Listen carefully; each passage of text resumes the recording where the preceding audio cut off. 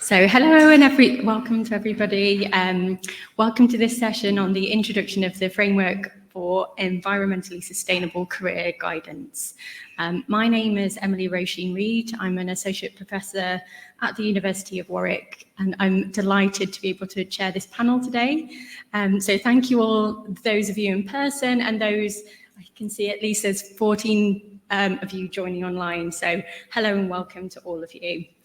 I'm absolutely delighted to introduce my colleagues here, two distinguished experts who are on the forefront of developing this framework, which we're all delighted to hear more about today.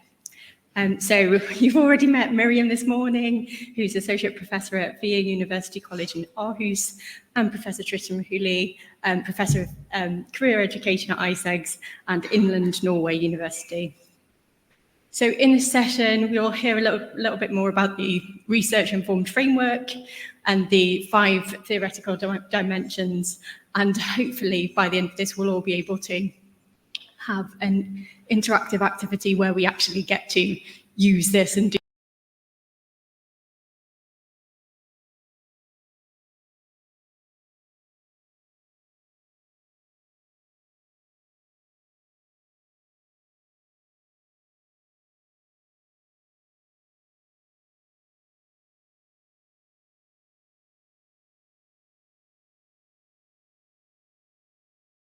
Oh, you've got, yeah, actually, I think I need the control, perhaps. This will work. Yeah. So thank you for introducing us. So I'll just skip on this part very quickly, unless you have something you want to add, Tristram. No. So let me just share with you, and thank you for giving us this opportunity to share our work with you here and online. The agenda for our workshop is that we're going to start out with defining some terms here. We're introducing some new terms, and so we've thought about some terms, and then we're moving on to some other terms. So we want to give that some time. We would say a little bit about our methodology for working on this framework, and then we'll introduce you to the 5 dimensions that we have found in the literature. 5 dimensions of environmentally sustainable career guidance. We'll talk about our framework for theory and practice of environmentally sustainable career guidance, and then we'll have this World Cafe group discussion and hopefully wrap it up with a common discussion. The starting point of our collaboration is that we have known each other for some years, but we haven't collaborated on anything concretely up until now. We're both participating in this Erasmus Plus project, Exploring Green Guidance, and Tristram will tell you a little bit more about that in a minute. And our first project meeting was in Prague, and you can say I'm a little bit in the periphery of the project. I have sort of like an inspirational role in the project, that I come and I say something and then I go away again, is my favorite role actually. So my role here was to sort of propose like a framework. What could a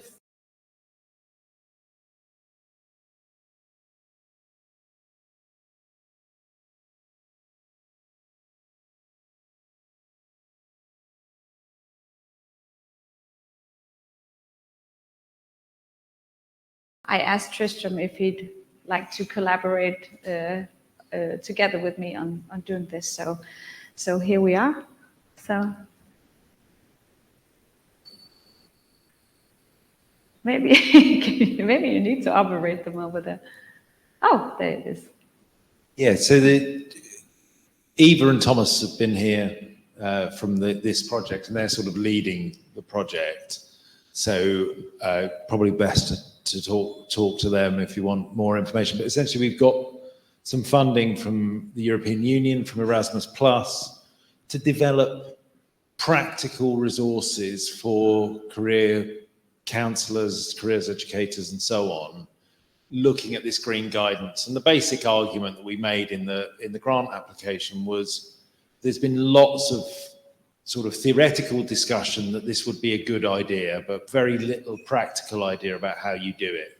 And so this project is supposed to do that. So you can look at that project more on that web link, so greenguidance.eu, and we've published 3 papers, so sort of underpinning research papers, one of which is a sort of literature review of what's been written in this area, one of which is a survey of practitioners that we did across Europe, saying, and the basic answer was, everybody thinks it's a good idea, but nobody's really doing very much.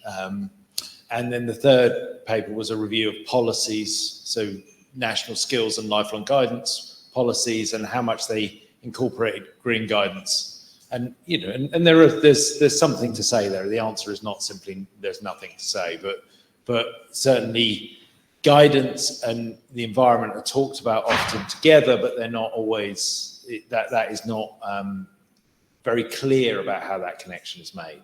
So anyway, there's some resources. If you're interested in this stuff, there's some sort of background resources to that.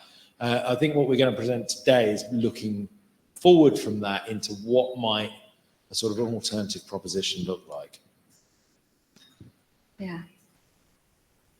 Okay, so like the first thing we did was to talk about what should we call this practice that we want to name, and we have a green guidance concept, which is a well-established concept in the guidance field. Then we have sustainable guidance, which is like a newer, addition to it.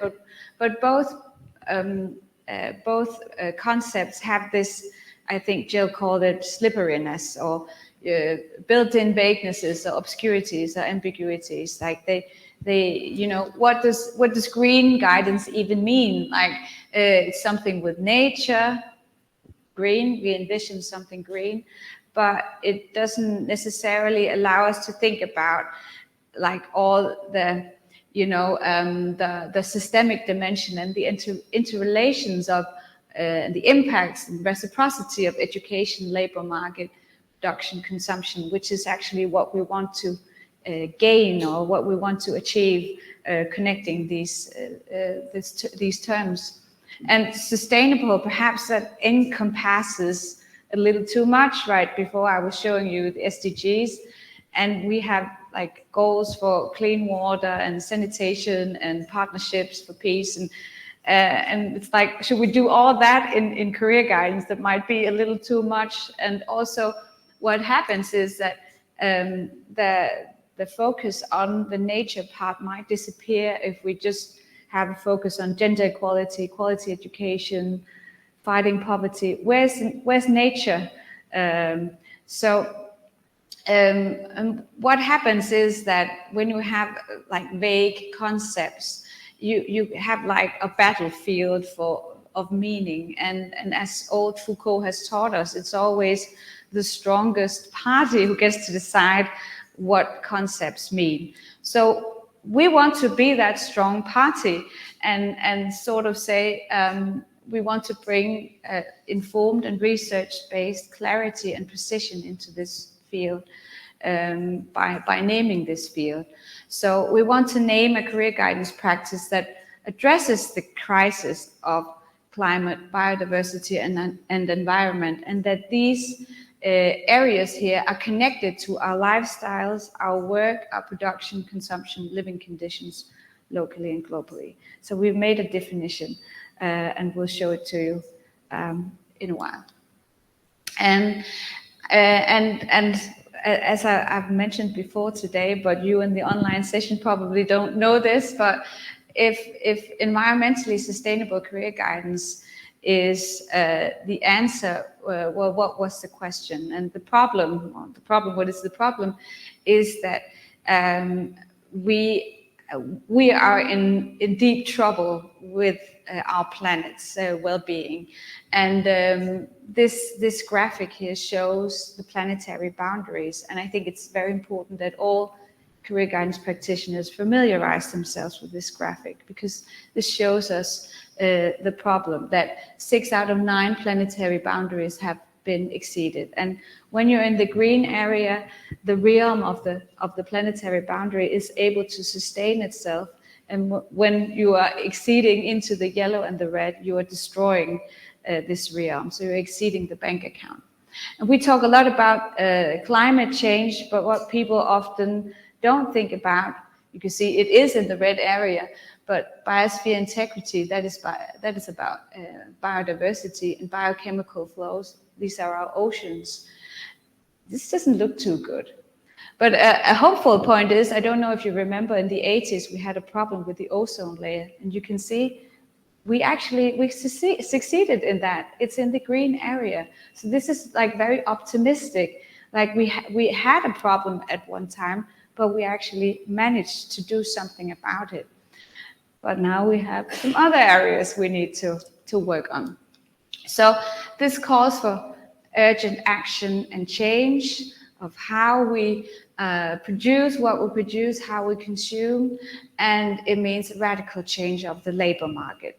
So how we work, what we work with, what we produce, and how we nudge people to consume. And this is, of course, a major task for career guidance, because when there's a big transition going on in the labor market, it's a task for career guidance as well. And it's in the DNA, it's in the career guidance history that we throw ourselves into these societal tasks, because we know that when we dedicate ourselves to these societal tasks, we are also more aware of social justice and people at risk, because big societal changes not necessarily, they don't benefit the low-skilled, marginalized people at risk.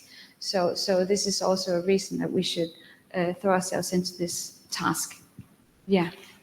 So yeah, I think the point is we can get very caught up with the depressing nature of this problem, but actually the good news is it's not as though we're in a situation where everyone's like, this is happening, the weather's changing, crops are failing. Why is it? No one knows. It's a mystery. It's like we absolutely know.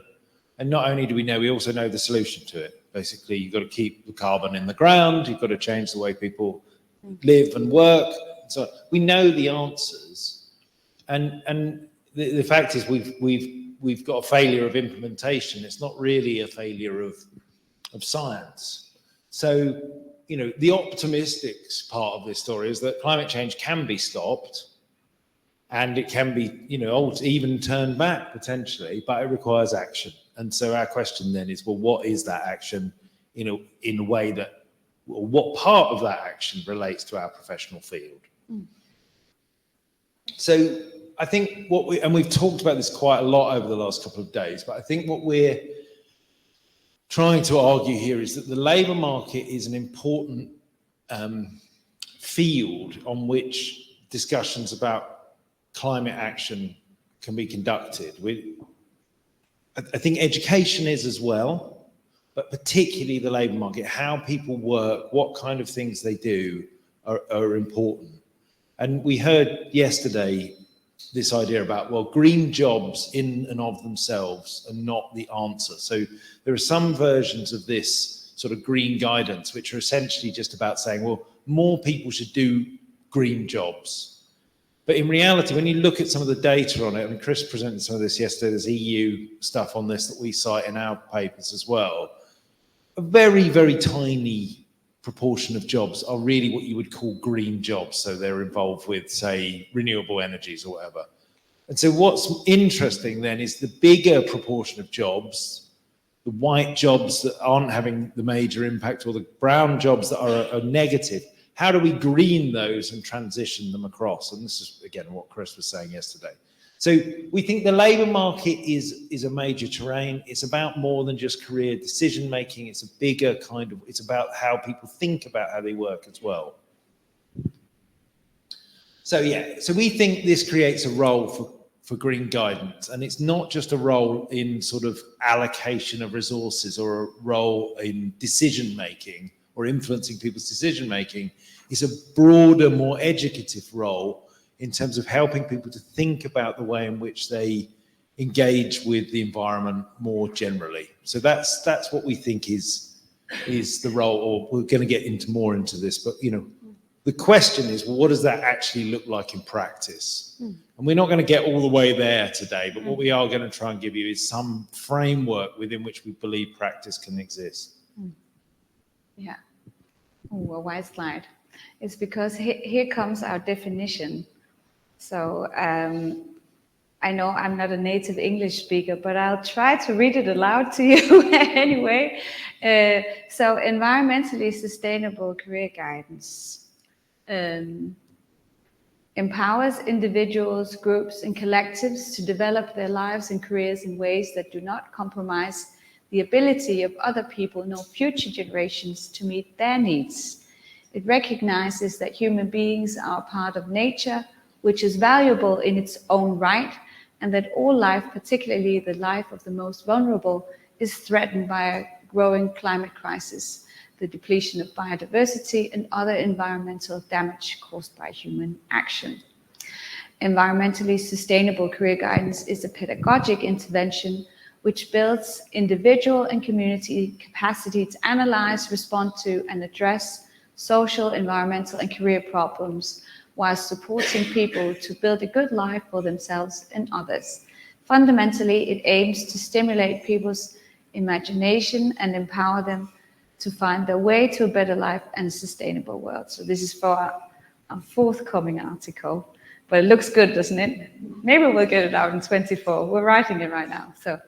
But we didn't actually agree on this, but or talk about it. Well, we haven't talked about it, so it's disagreement. But maybe we should take like just 1 or 2 minutes for this to sum in pairs, like just to take this, read it inwards or discuss with your partner sitting next to you, this definition. Just what does it say to you? Okay, go ahead.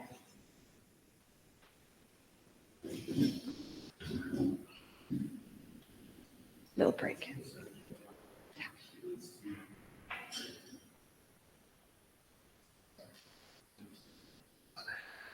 Oh, it's fine. Yeah.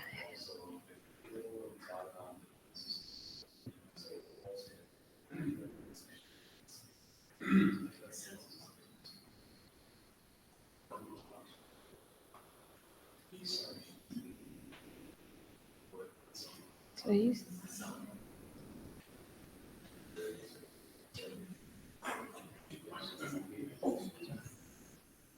that's good.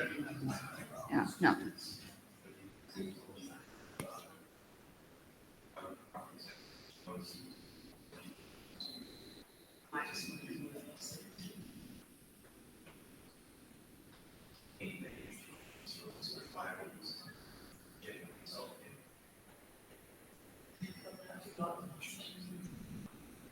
Mm. Mm.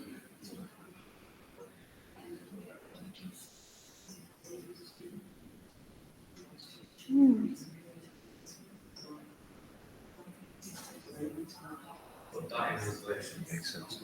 Mm. Just move on.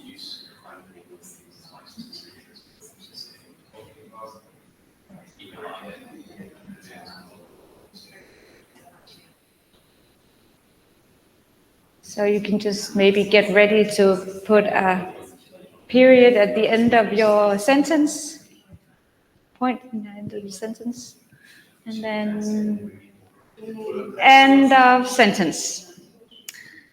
So do you have any comments or what comes to what emerges for you when you look into this? I think this will require a shift away from a kind of individualistic, kind of neoliberal philosophy within which most of us operate. This is very hard because it needs, young people and the work that we do will need to go beyond the I to the we and us, for us to have a community reach, and for us to consider, the impact of our career decisions as not just ourselves, but people, planet, and community. Yeah. So this is great.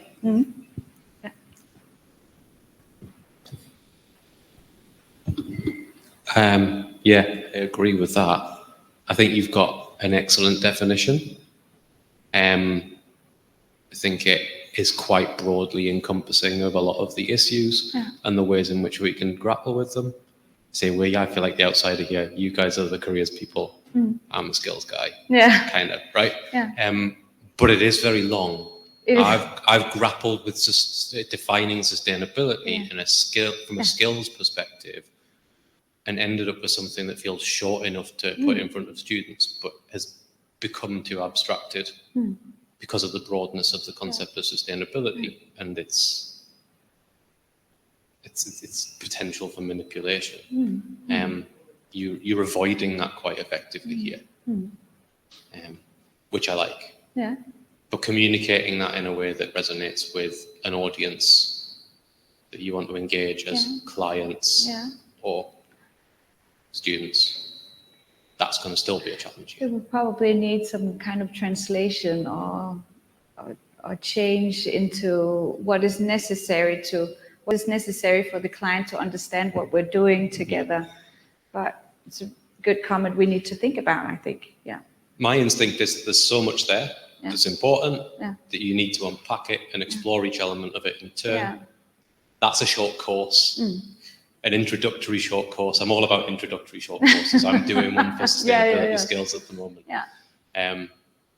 But that's a very beneficial tool for you to have. You put that in front of your students or clients first, and then you say, come back to us and discuss this and tell us how it has changed your perspective on your career choices and you're onto something potentially.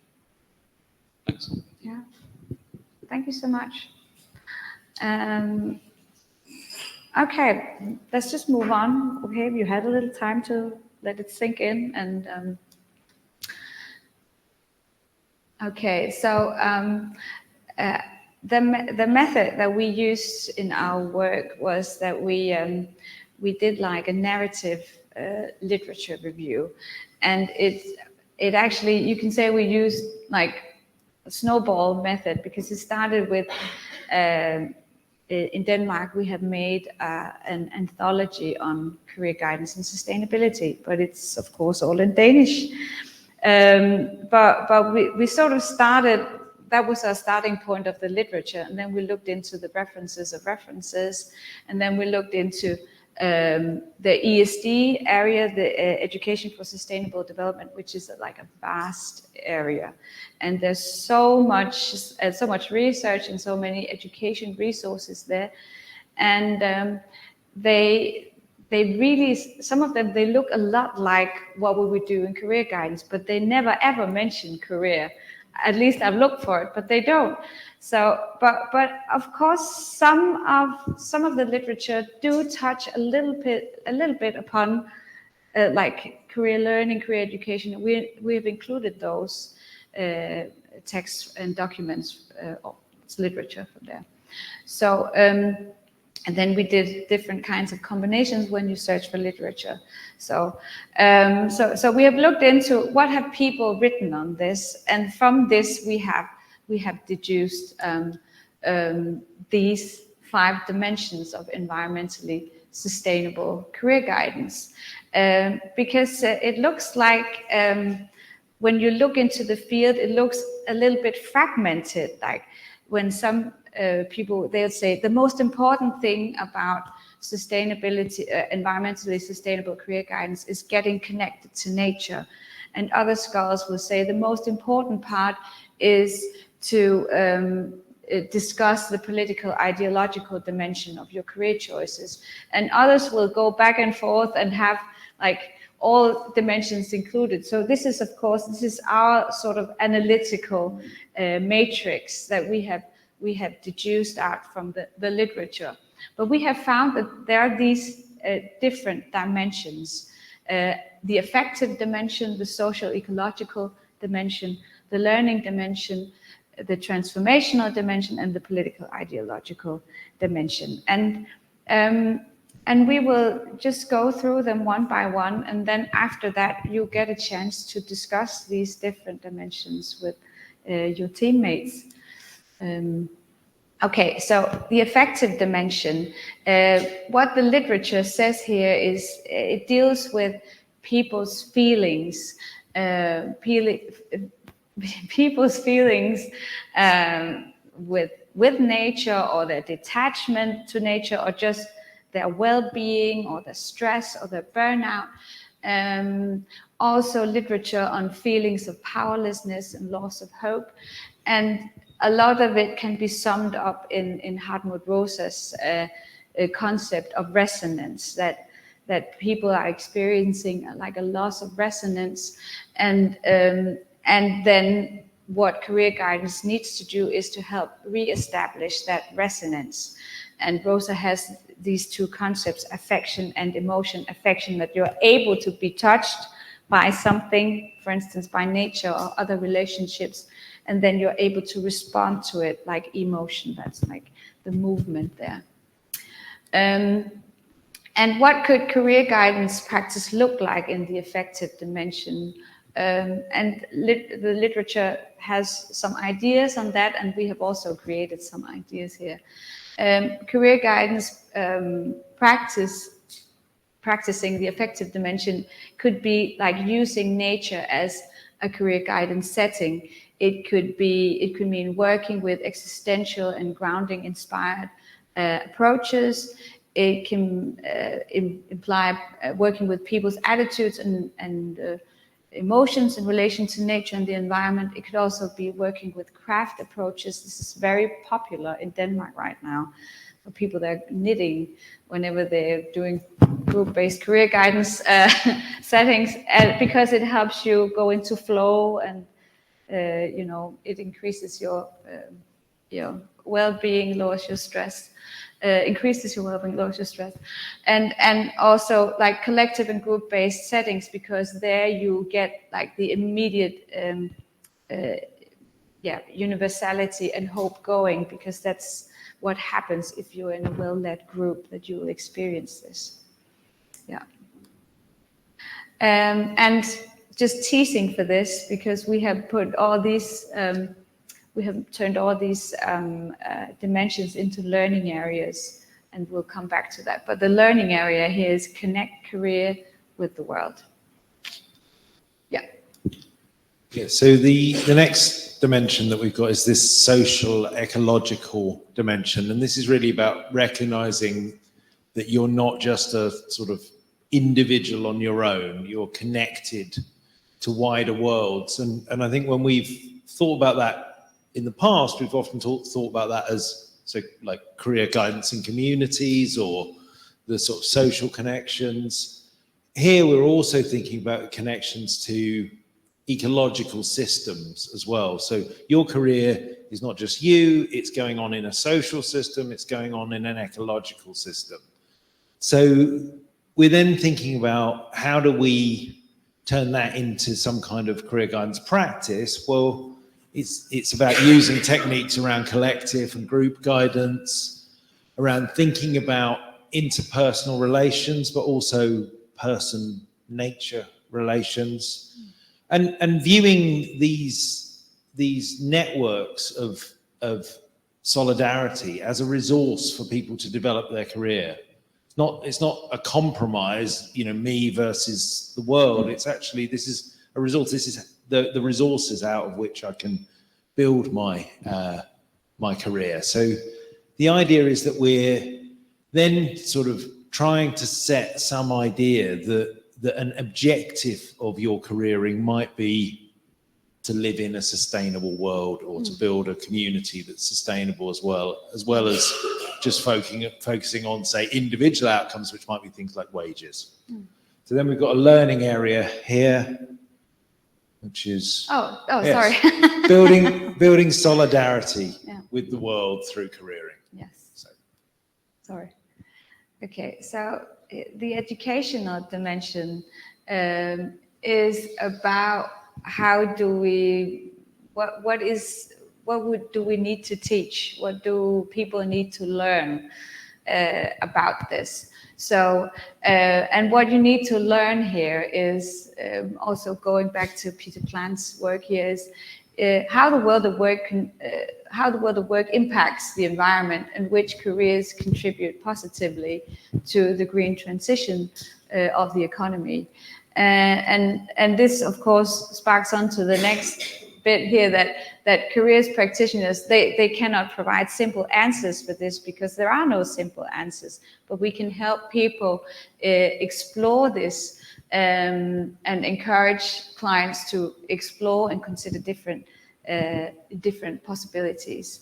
And at the same time here in the educational dimension, it's important to, that's what the literature tells us, that it's very important that we are very transparent and reflexive in our discussions with clients, that there are a lot of uncertainties in sustainability. So this is also promoting a way of being in the world that we always need to be exploring. So we are exploring with the clients, but we are also helping them to see that this is a good way of always being in the world when you want to live, have a sustainable career. That the knowledge here changes all the time, so we have to start somewhere, and then we have new knowledge and new calculations that show, okay, so avocados, they're probably not that bad. You know, like the knowledge changes all the time. So that is also an important part of this dimension. So what could career guidance practice look like? Well, it's very much in the dimension here itself, the name of it, career guidance activities about the connection between climate and environmental crisis, the production systems and the world of work. It's about exploration of this field of environmental impacts of different career paths, occupations and sectors, and also about providing really good labor market information that can help you with information on what are the needed skills, technical transversal for green transitions. So this is also in this dimension here. And then learning area here is also something we'll learn about careers in the sustainable world. So then we have this idea of the transformational dimension, which is about, I suppose, convincing people that things can change both in their lives and more widely. So we draw off this idea of the sort of sociological imagination, that you can imagine things might be different. And I've also found that there's a literature which looks at this as the ecological imagination. So that you believe that we could organize the ecology in different ways and so on.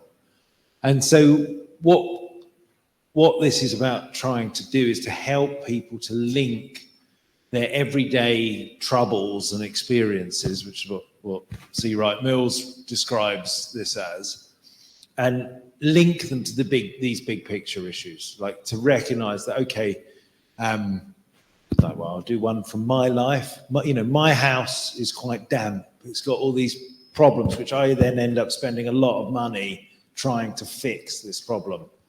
And yet, and so that's a problem, and one response for that would be, I need to work harder, I need to earn more money, I don't have time to worry about the environment, I just need, I need to vote for lower taxes so I can spend more money stopping the water coming into my house and so on. And of course, that's not a good strategy, because ultimately there are reasons why these environmental problems are getting worse and affecting us on an individual level. So what we're trying to do is help people to see the connection between their day-to-day life and the big picture, and also to believe that there are possibilities for moving past that, so this imaginative dimension. So career guidance might focus on imagining and inventing a vocational future worth hoping for. We've got this concept of hope that's very powerful here, I think.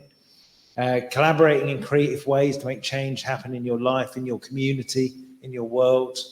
It might be having entrepreneurial elements to it here.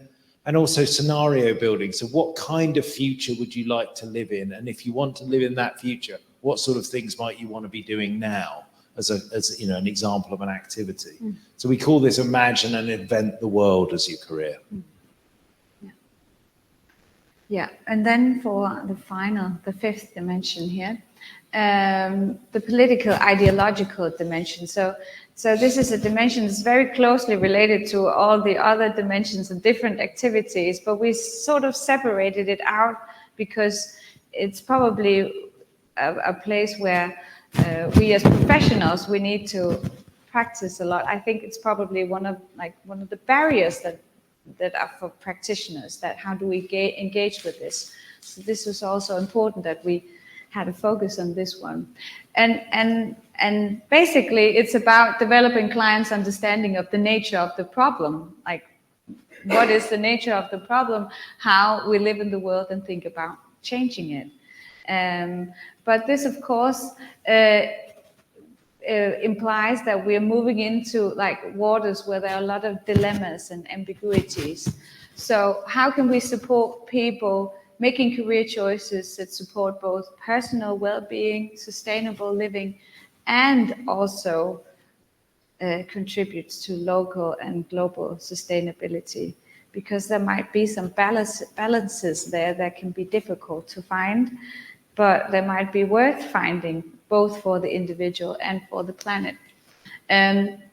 Also, what the literature states here is that it's very important that the practitioner refrains from directive or dogmatic practices, that this is, I've said it also earlier, that it is an enlightenment project. We have to enable our clients to enable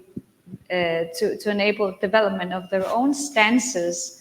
So we shouldn't be directive, but we shouldn't hold back knowledge either. So, and practice here, what could that look like? I just put in the idea of, the metaphor of two people who are doing the exact same thing. You walk past them and you ask them what is their job. And one of them says, I'm laying brick, and the other one is saying, I'm building a cathedral. They're doing the same job, but one of them has a sense of what he or she is contributing to. So what is the final purpose of my job? So this is also, how do we make the linkages of what the purpose is of my particular job? We help people to find this, and there we need to include perhaps more systemic practices that helps us see like this reciprocity of different functions and what it contributes to. It also entails a practice where we use critical thinking and critically interrogate like the ideologies that might emerge. Also, sustainability is also an ideology. So we also need to be critical of that ideology, because when you're seeing things through a certain lens, there are some things you don't see. So we should try to see what are the blind spots here. Demasking content, power structures, and actor interests, it's also related to this, but engage dialectically with students and clients without imposing own values and positions on them. So it's not like we have the golden key to this. That's what we say in Danish, but this is like what should inspire practice, or could inspire practice. So the learning area here we've called Change the World Through Career.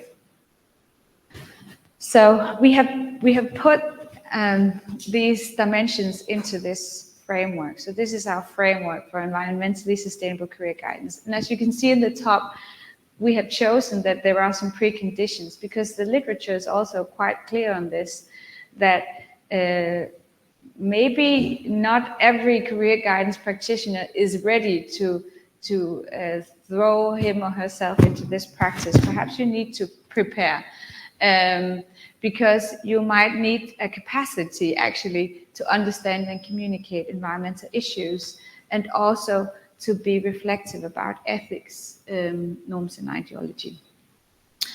And then we have turned the dimensions into these learning areas, as we teased for during the slides. So this is so these are like aims that career practitioners can support people in achieving working with these learning areas, connect career with the world, build solidarity with the world through careering, learn about careers in a sustainable world, imagine and invent the world as your career, and change the world through a career. So career guidance practitioners can aim for these learning areas when they're designing activities, both in content and in form. And it might be that you focus on one dimension in one activity, or you might think, I usually focus on one dimension in this activity, but can I perhaps include other dimensions into this activity? Or can I, if I have a chance of doing like a course, I follow a group of students over a semester, can I sort of build like different activities that will take us through these different dimensions? So, we have found in the literature that there are many, many different counseling career guidance approaches that you can use, but there are, all the time it emerges, what you call it, approaches informed by critical theory. And that's probably because they have this transformational character, that they're pointing out something that probably isn't working, and then it wants to, make a change, or it has that emancipatory potential in them.